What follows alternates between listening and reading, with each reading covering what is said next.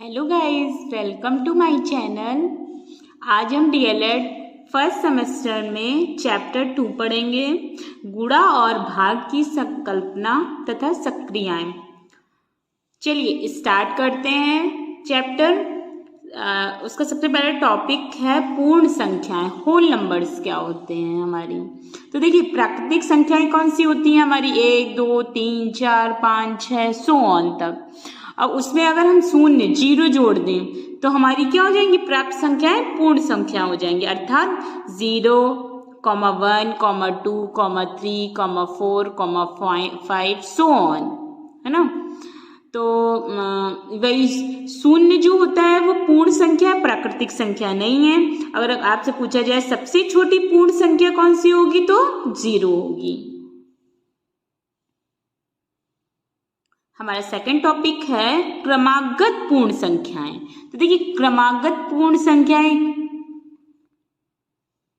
ऐसी पूर्ण संख्याएं जो एक क्रम में होती हैं, क्रमागत पूर्ण संख्याएं कहलाती हैं। दो क्रमागत संख्याओं का अंतर सदैव 1 होता है। देखिए, जो लाइन से नंबर्स होंगे, जैसे लिखा है फॉर एग्जाम्पल, लिखा है 2 3 4 5, तो देखिए इनके बीच का डिफरेंस कितना होगा 1, इनके बीच का डिफरेंस कितना होगा 1, इनके बीच का डिफरेंस कितना होगा 1। कोई भी पूर्ण संख्या जैसे ले लिए गए 13 क्रमागत होनी चाहिए, 13 14 15, तो देखिए इनका डिफरेंस कितना होगा 13 और 14 का, मतलब 14 में 13 माइनस करेंगे तो कितना आएगा 1, 15 में 40 माइनस करेंगे कितना आएगा 1।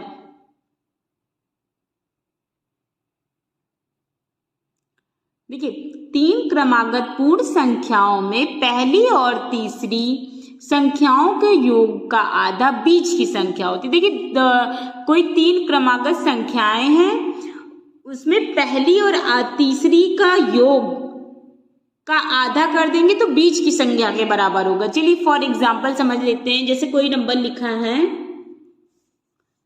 2 3 4 क्रमागत लाइन से ना, तो देखिए 2 और 3 और 4 है। अब पहली संख्या 2 है, दूसरी संख्या 4 है। अगर इन दोनों इसका प्लस करेंगे आप तो क्या हो जाएगा 2 4 6, और इसका आधा कर दीजिए, इसका आधा करेंगे तो आप क्या जाएगा 3। तो ये क्या है, दूसरी नंबर के बीच की संख्या, मतलब बीच की संख्या के बराबर होगा। कोई भी नंबर ले लीजिए, जैसे लिखा है 6 7 8, तो देखिए पहली संख्या 6, तीसरी संख्या 8, इनको आप प्लस करेंगे तो आ जाएगा 14, और इसका आधा करिए 2 से डिवाइड करिए तो आ जाएगा 7, जो बीच की संख्या के बराबर होगा।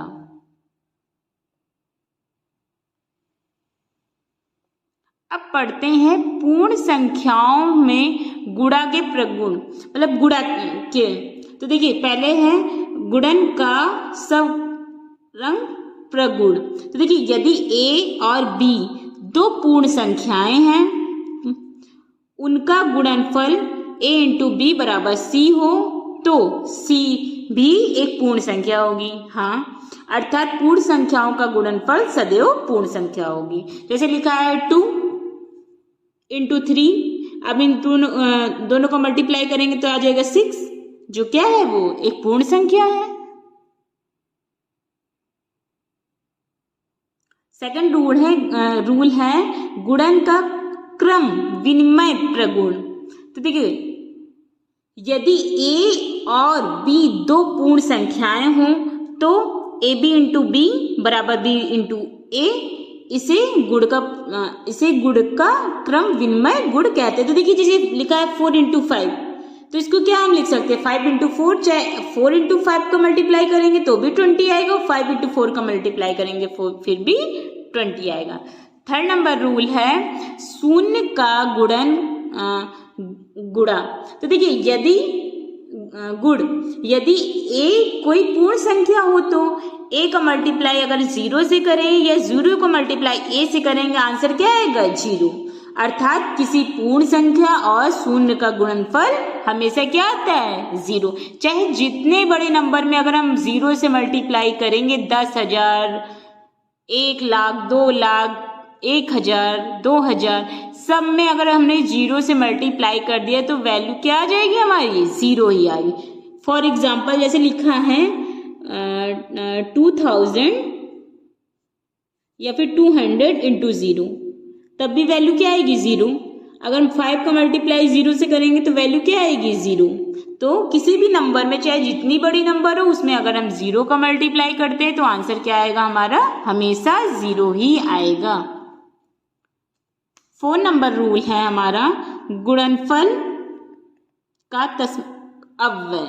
तो देखिए जैसे लिखा है यदि a कोई पूर्ण संख्या हो तो a इंटू 1, या तो a का मल्टीप्लाई 1 से करिए या 1 का मल्टीप्लाई a से करिए, हमेशा a आएगा। तो a को क्या a ही आएगा, अर्थात किसी भी पूर्ण संख्या में a का गुणनफल करेंगे तो वही संख्या प्राप्त होगी। फॉर एग्जाम्पल में आप समझ लीजिए जैसे लिखा है 5 मल्टीप्लाई 1, तो आंसर क्या आएगा, वही आएगा। 100 मल्टीप्लाई 1, आंसर क्या आएगा, 100 ही आएगा। हमारा 6 नंबर रूल है गुणन सक्रिया का सहचर प्रगुण, एसोसिएशन लॉ।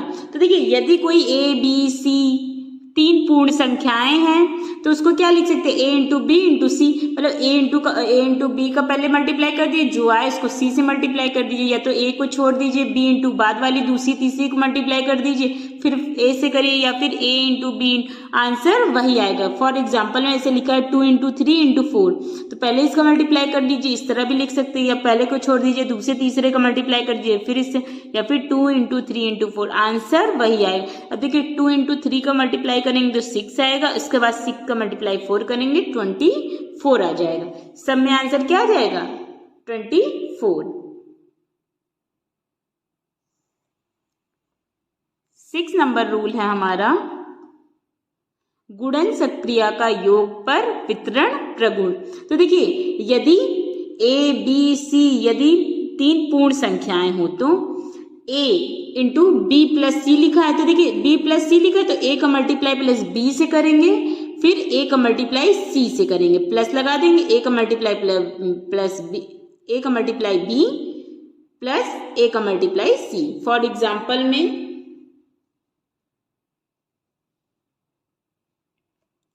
जैसे कोई भी नंबर ले लीजिए, लिखा है 2 इंटू ब्रैकेट में लिखा है 3 प्लस 5। जब आप मल्टीप्लाई करेंगे तो पहले 2 का मल्टीप्लाई 3 से करेंगे तो 2 इंटू 3, फिर प्लस लगाएंगे, फिर 2 का मल्टीप्लाई 5 से करेंगे तो ये आ जाएगा। अगर 2 का मल्टीप्लाई 3 से करेंगे 6, 2 का मल्टीप्लाई 5 से करेंगे 10, प्लस करेंगे तो आ जाएगा आंसर हमारा क्या, 60।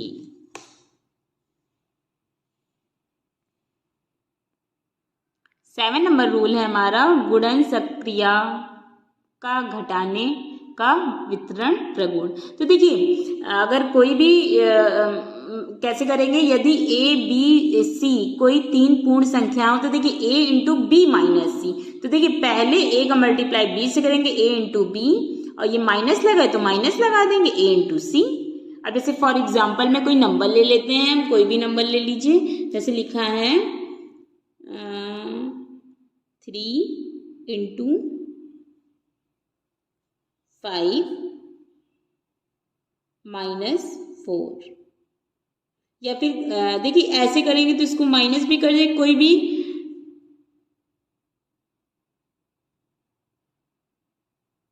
तो देखिए अगर यहाँ माइनस करके भी कर सकते हैं, नहीं तो 3 का मल्टीप्लाई पहले क्या करेंगे 5 से करेंगे, फिर माइनस 3 का मल्टीप्लाई 4 से करेंगे।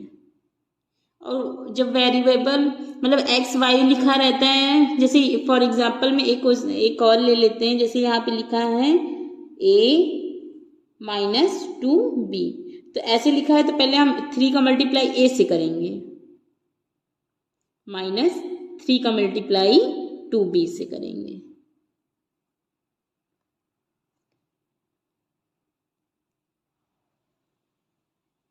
अब पूर्ण संख्या, अभी तक हमने गुणा करने के रूल्स पढ़े थे, अब हम पूर्ण संख्याओं में भाग के रूल्स पढ़ेंगे। तो पहला है क्या, भाग की सक्रिया में प्रगुण।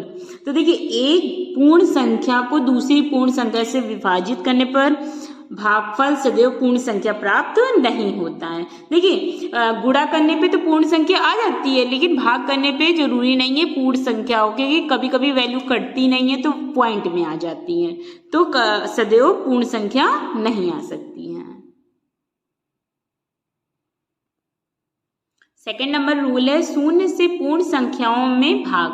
तो देखिए 0 से पूर्ण संख्याओं में भाग, तो देखिए किसी पूर्ण संख्या में शून्य से भाग परिभाषित नहीं है, क्योंकि शून्य से भाग देने पर शेषफल 0 प्राप्त नहीं होता। जैसे कोई नंबर लिखा है 2/0, तो ये वैल्यू 0 नहीं आएगी, इनफाइनाइट आएगी, अनंत, जिसे परिभाषित नहीं किया जा सकता है। थर्ड नंबर रूल है पूर्ण संख्याओं में 1 से भाग। तो किसी पूर्ण संख्या में 1 से भाग देंगे तो भागफल क्या आएगा, वही संख्या आएगी। जैसे लिखा है 21, अब 21 में 1 से भाग देंगे तो पहले 1 का 2 बार ले जाएंगे, तो यहाँ पे 2 फिर कट होगा, फिर 1 का 1 टाइम्स ले जाएंगे, तो क्या भागफल क्या आएगा, वही पूर्ण संख्या आएगी अगर 1 से हम भाग देंगे तो।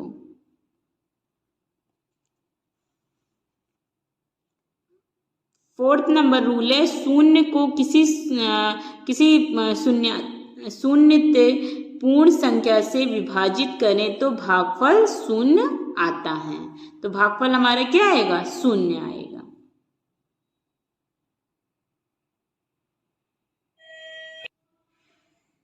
फाइव नंबर रूल है किसी शून्यतर पूर्ण संख्या में उसी शून्यतर पूर्ण संख्या से भाग देने पर, तो देखिए क्या आएगा हमारा भागफल, हमेशा 1। अगर कोई भी नंबर देखिए 2 का डिवाइड 2 से करेंगे भागफल क्या आएगा, 1।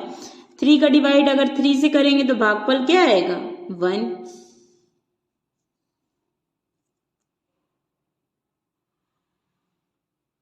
योग तत्सम।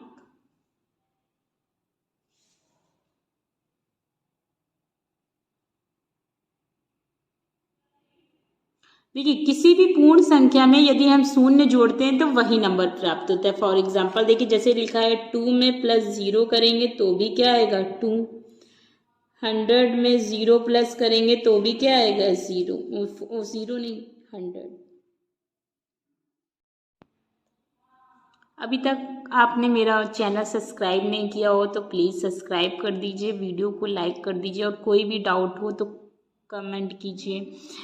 इसके बाद हम इसकी एक्सरसाइज अगली क्लास में पढ़ेंगे। Thank you.